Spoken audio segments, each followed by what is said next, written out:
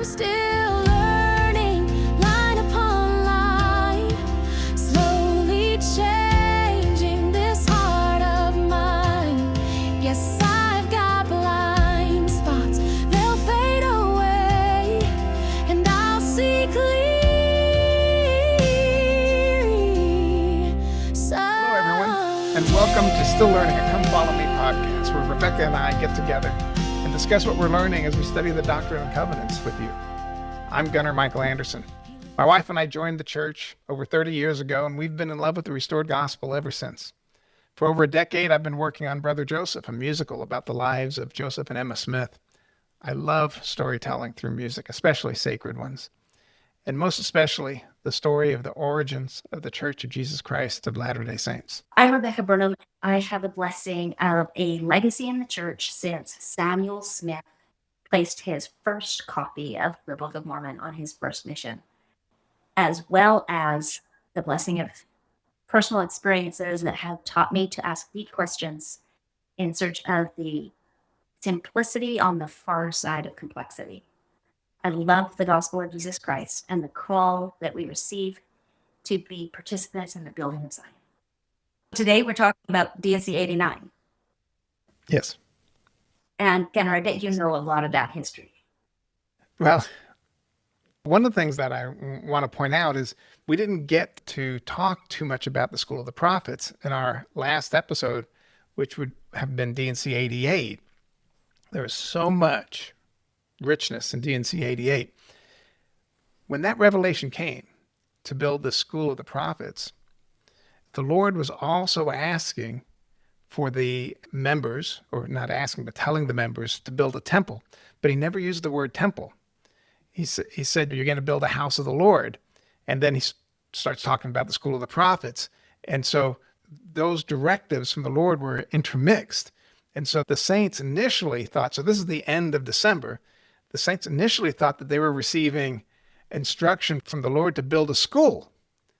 And they didn't realize that they were to build a temple. And that direction, that this house of the Lord was a temple, became clear over the next several months. So they went from thinking they needed to build a schoolhouse to they needed to build two things, a schoolhouse and a temple, to then they realized they needed to build a temple. And the temple was the schoolhouse. Right. Wow. And so, when you think about that, and you read that, that revelation, you're to learn by study and also by faith.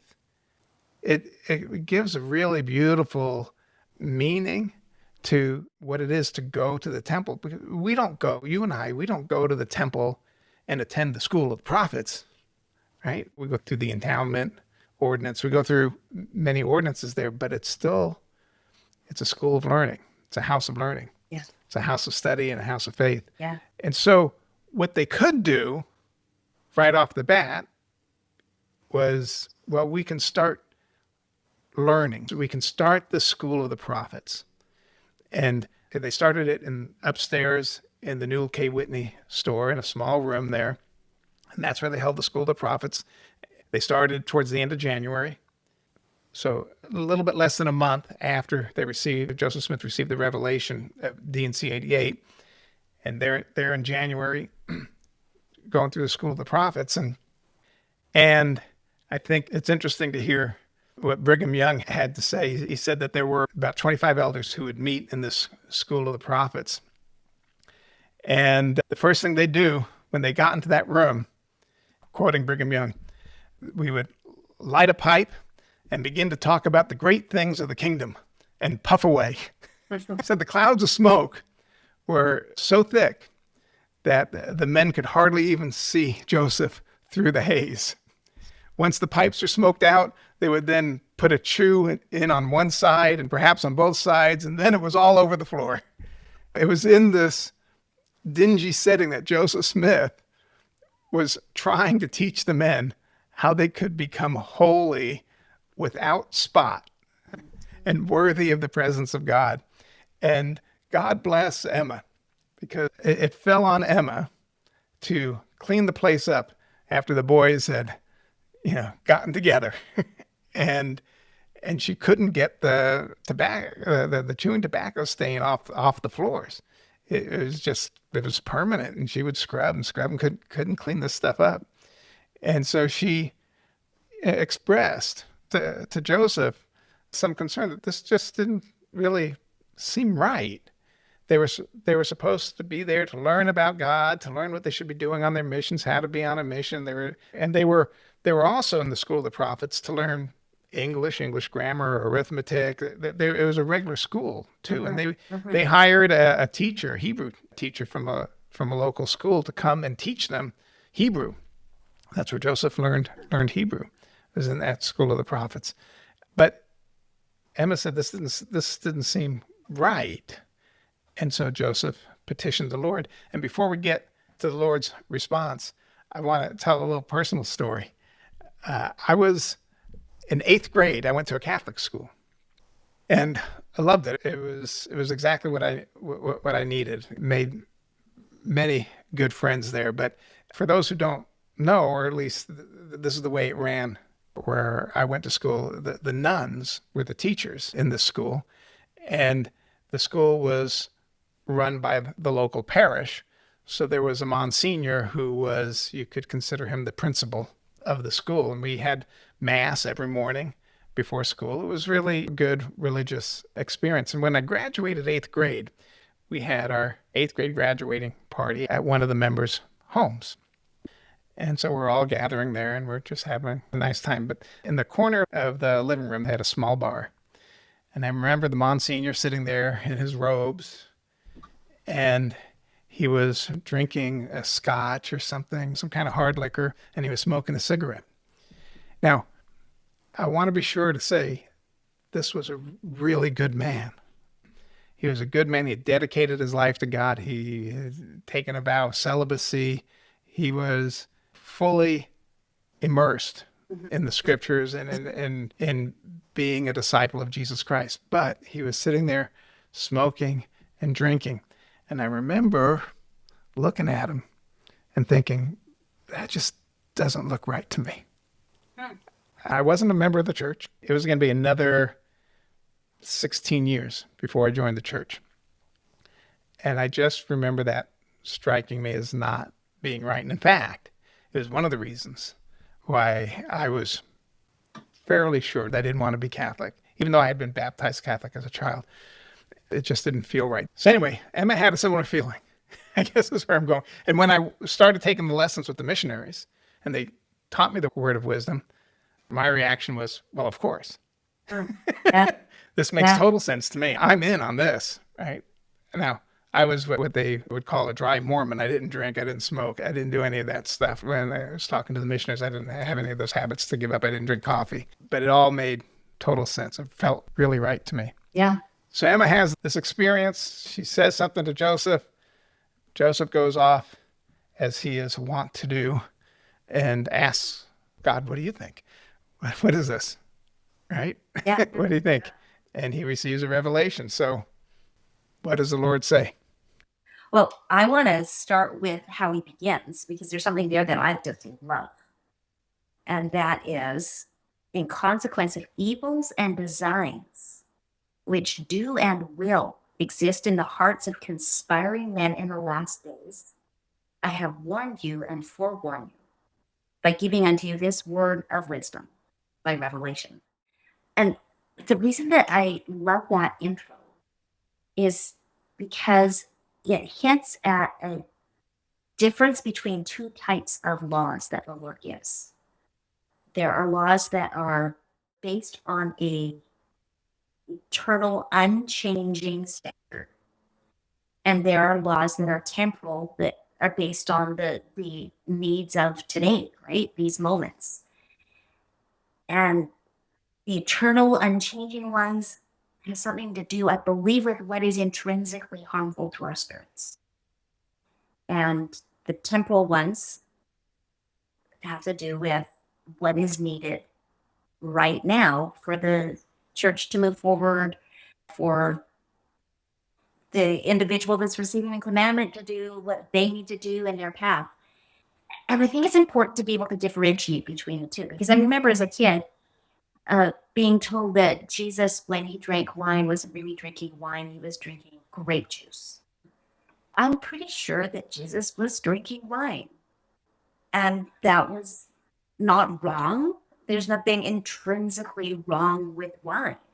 But in the moment of history where we are, there's a whole bunch of evils and designs conspiring. If we look at the whole tobacco industry and the conspiring that happened there, lots of really ugly things that happened there. We're dealing with modern advertising and particular vulnerabilities as a result of all of those evils and designs, I think. And so it's helpful for me when I look at others to remember that the word of wisdom is a specific direction that the Lord has given to the saints in the latter days. And like I love when you say, Gunnar, that Monsignor was a good man. When I was a kid growing up, surrounded with the word of wisdom, like I kind of thought of people who smoked or drank as bad. But they're not bad. There's good people, and I don't have to attach any of that judgment to anybody. But we also have this opportunity that is, it's not just about avoiding the evils and the designs. I think there's also this invitation to a closer relationship with the Lord that reminds me of the invitation that the Lord gave to the Israelites when he established the order of the Nazarites. The Lord made an invitation for some people among the Israelites to especially consecrate themselves to the Lord by becoming Nazarites. And the instructions for the Nazarites were that they were not to partake of wine, but they were also not to partake of grapes or raisins. Like the fruit of the vine was off limits for the Nazarites. They were not to shave their hair, and they were not to come near any dead bodies. Even if their parents died or their family members died, they would not come near the dead bodies. The instructions for the Nazarites are in Numbers chapter 6, where it talks about either man or woman shall separate themselves to vow of a Nazarite to separate themselves unto the Lord. So this was a particular practice of consecration. And then it goes on to say that they didn't have wine or strong drink. They didn't even have vinegar. And they chose not to eat moist grapes or dried. All the days of his separation shall he eat nothing that is made of the vine tree, from the kernels even to the husk. He was not to shave his head. He shall be holy. This is in verse 5. He shall be holy and shall let the locks of the hair of his head grow. And not come near any dead bodies. And for some, that, like in the case of Samson, he was to be a Nazarite for his whole life. But oftentimes, these consecration, this special time of consecration to the Lord, appears to have been for a shorter period of time. Kind of like our missionaries separate themselves and have a bunch of extra things that there's nothing wrong with them. There's nothing wrong with living, but they consecrate themselves and take some time away from that in order to serve the Lord and draw closer to him. And I feel like the word of wisdom is this invitation that the Lord gives to us as an entire church to make a sacrifice that is real, that is actually very obvious too. I've been at Woodstock all week at a Music for Peace Summit. I'm here with a group of other peacemakers, and we are spending time together. And, you know, I'm the oddball because I'm not going to be partaking in the alcohol. But it's just a normal part of refreshment for so many of our friends. I think that reminds us too of being representatives of the Lord. Yeah. That gets into some of the particulars about this chapter about avoiding alcohol. I know that, you know, as I rose in the levels of the organization at work, there were a lot of meetings at bars. If there was a conference, if there was going to be some speakers, we're getting together, some big annual meeting or whatever it was, a quarterly meeting, We always would congregate at the bar for an hour and a half or so before the meeting. Then you have the meeting, and then you're back at the bar until it's time to go to bed. And I kind of struggled about how to handle that. I mean, I wasn't going to be drinking, Right. but I didn't really want to call attention to myself. I didn't want people to think that somehow I was judging them for drinking. Right. Right. And so I would get a glass of water, but they gave it to me in like maybe the same kind of glass that you might get some kind of hard drink. And I guess it kind of looks like tequila. I had a friend of mine who is a member point out that, Gunnar, you're kind of feigning drinking alcohol. And you really shouldn't do that. He said, David O. McKay, he would always get a glass of milk because, he's in the business world too. And they go to the bar, he'd get a glass of milk because he said, there was no question about what he was drinking if he was drinking milk. Yeah. Now, I imagine maybe in his day and age, it was easier to get a glass of milk at a bar than it is now. So after that, I started getting bottled water. And because it was clear I was drinking a bottle of water. And, it stimulated some conversations, but by then I was a vice president. And so everybody had to like what I was doing, whatever it was. But I've never been one to just come right out and make some statements. I remember one time I was at a business dinner and we had a new director and he started a sentence that sounded like he was going to end in making fun of Mormons. Mm-hmm. I remember having to interrupt him and say, Ash, just before you finish this story, I just want to let you know I'm a Mormon. This is before we said we need to call ourselves members of the Church of Jesus Christ of Latter-day Saints. I just want to remind you, I just want to tell you I'm a Mormon. And the story immediately shifted to how much he liked Mormons. but yeah. I learned late in life that if you don't speak up when somebody says something, and it doesn't matter what the subject is, if they're saying something you don't agree with and you don't speak up, they just assume you agree with them. Right. Trying to be polite society is really not the answer.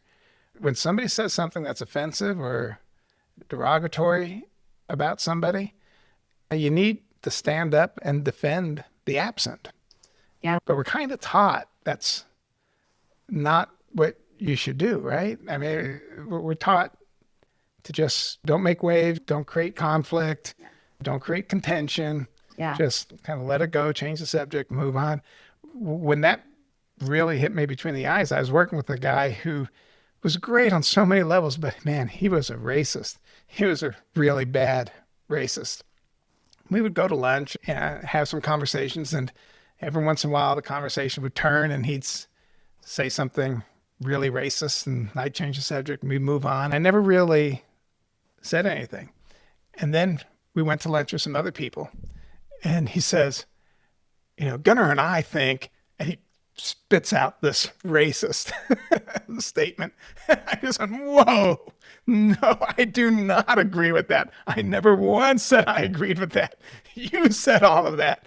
It was at that moment I realized whenever somebody says something that I disagree with, I got to speak up no matter what the conversation turns into after that. Yeah, there's courage to stand up and be different. Yeah. So how do you do that in a way that honors both the person who's absent and the person you're with? Well, I mean, in that particular situation, all I had to do was say, Jeff, you're better than that. You're better than that. I just have, and then move on. Yeah. Change the subject, move on the way I would normally do. I don't have to have a whole philosophical conversation. Yeah. No. I love that language. I had a conversation with a friend this week who was talking about how she ran into a situation where somebody was deliberately putting her down. And I love how she handled it. She said, it comes across like you're trying to put me down, but I know that's not who you are. And the woman instantly spent the rest of whatever event they were at proving that that was not who she was. Yeah. So having faith in having faith in people's being better than their worst behaviors and reflecting that to them is a really powerful thing. Yeah, there's a principle, I think, just of life that makes life easier, and that is to assume good intent. When somebody says something that's offensive, just assume good intent. It might not even be offensive at all if you just assume good intent. A lot of times people try to read between the lines. Yeah. I remember at work somebody coming to me and they were just so infuriated because of an email somebody sent. And I said, show me that email. And I saw the email and I said, let me read this email to you the way I read it. And I read it with a smile and just all happy and friendly. And she like crumpled it up and threw it in my face. She's like, I hate talking to you. I was like, you don't need to be getting upset and feeling like you got to give this person a tongue lashing in email. Just assume good intent. Like, Love it. thank you for pointing that out. I'll get right on it. That's a good idea. I love it. Yeah. Is there anything in particular else in DNC 89? There are a few things I want to point out. So, we've been talking a lot, like everybody who's listening knows exactly what's in this DNC 89. So it's the word of wisdom. The summary is eat whole foods, right? Eat foods that are in the season. Don't partake of alcohol, coffee, tea, tobacco, and things that are addictive in nature. A few things that I want to say about it are this verse that you touched on, the fourth verse where it says, I have warned you and forewarned you, it goes on. I love this forewarn you because I think just saying those words, if you just pause for a minute and think about those words, what are we being forewarned about? Right? It's clear what we're being warned about. What are we being forewarned about? And my take on it is that this is a principle, right? And so there are things that aren't problems in 1833 that are problems in 2025 that this DNC 89 covers by forewarning as a principle. Mm-hmm. Joseph Fielding Smith said that the Doctrine and Covenants does not specifically mention heroin, cocaine, marijuana, ecstasy, other illegal drugs, or the abuse of prescription drugs. He said such revelation is unnecessary. The word of wisdom is a basic law. It points the way and gives us ample instruction in regard to both food and drink, good for the body and also detrimental. If we sincerely follow what is written with the aid of the Spirit of the Lord, we need no further counsel. Thus, by keeping the commandments, we are promised inspiration and the guidance of the Spirit of the Lord, through which we will know what is good and what is bad for the body. Without the Lord presenting us with a detailed list, separating the good things from the bad, that we may be protected, we will learn by this faithful observance that the promises of the Lord are fulfilled. And we know that DNC 80 verse 19 says, and we shall find wisdom and great treasures of knowledge, even hidden treasures. So we're taught through this revelation that we do these things, we will draw a stronger connection with the Lord.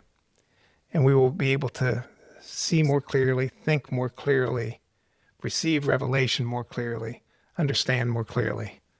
I think it's a beautiful, profound doctrine. Yeah. And the other thing is talking about eating food that's in the season thereof. Yeah. If you pause and think for a second, so what kind of food is in season when that's the food we really need right then and there? And the two that just jump off the page, first is watermelon. Watermelon ripens in the summer when we need fluids. Yeah. Right? Yeah. And we all crave it. We all love us some good watermelon. And then the other one is oranges. Oranges ripen in the winter when we need that vitamin C. Yeah. I have one other thought, but I want to give the time back to you in case you have something you want to add. I want to just say that what you talked about verse 19 hints at the connection between mind, body, and spirit.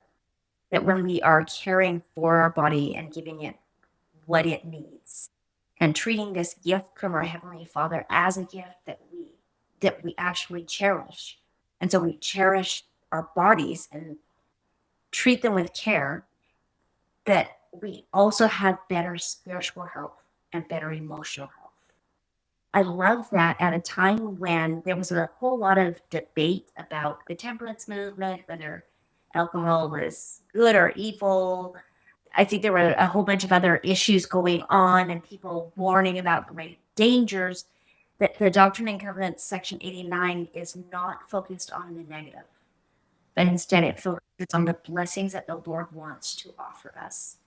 The promise of a closer relationship and of revelations, if we will abide by it. Yeah. The other thing that I think is worth noting, and it's very faith promoting for me, is that in 1833, when Joseph received this revelation, it didn't just rub up against the science of the day. It ran directly opposed to it. Let me just give you some examples. In 1833, tobacco wasn't considered dangerous. In fact, doctors prescribed it.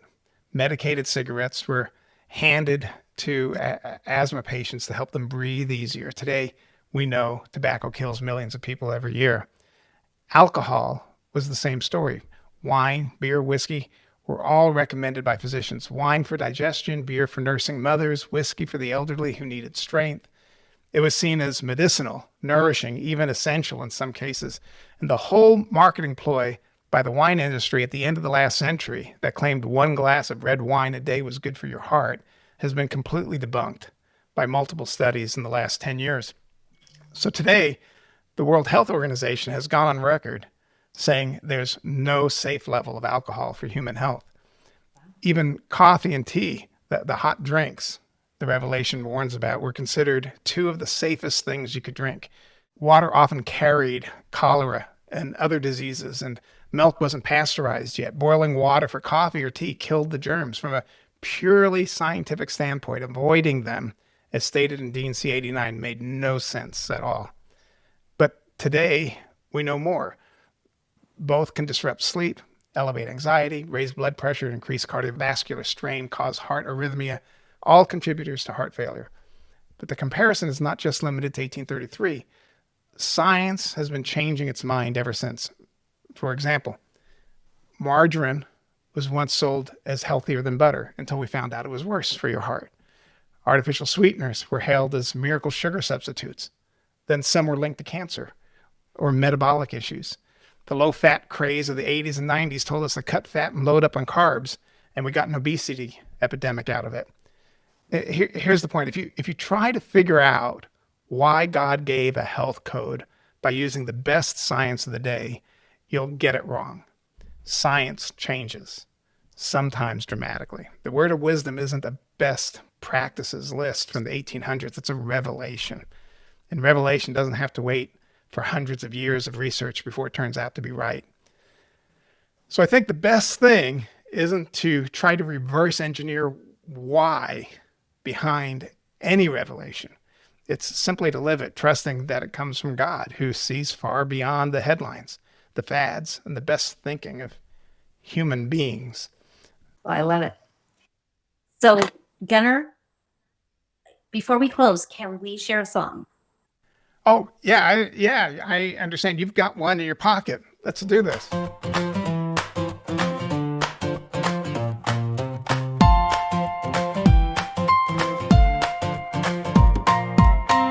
It wasn't a Ferrari, just a Cooper with its top down and a gigantic bow.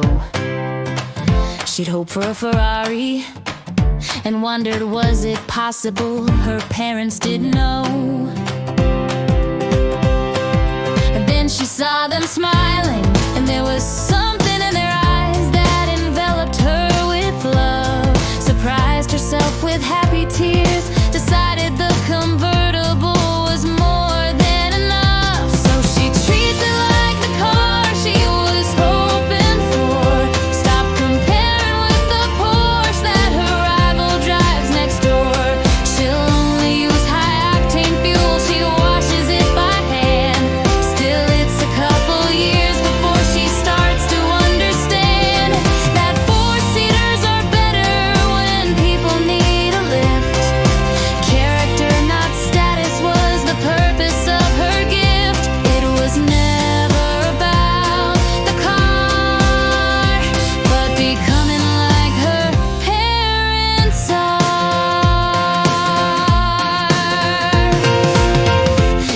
than a Ferrari. This body is just useful, gets me where I need to go.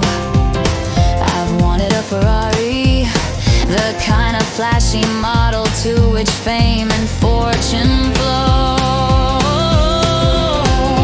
But I felt my father smiling, heard his counsel for the vessel he has given me as love.